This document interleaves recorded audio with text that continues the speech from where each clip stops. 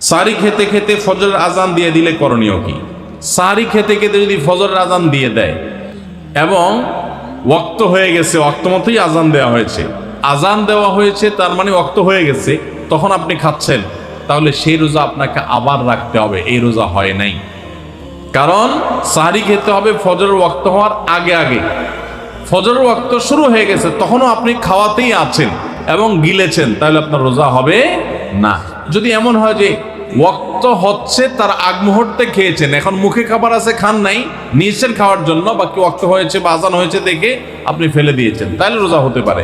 এখন দেখবেন যে ওয়াক্ত হওয়ার পরে কিছু খাইছেন কিনা, অল্প যদি খেয়ে থাকেন ওয়াক্ত হওয়ার পর, ধরুন আপনার 5:20 আজান হলো বা ওয়াক্ত হলো ফজরের, তা আপনি ঠিক 5:20 সময় অল্প একটু খেয়েছেন, এক ডুব পানি খেয়েছেন, বাস এই রোজাটা আপনার আবার রেখে দিতে হবে, কাজা করতে হবে।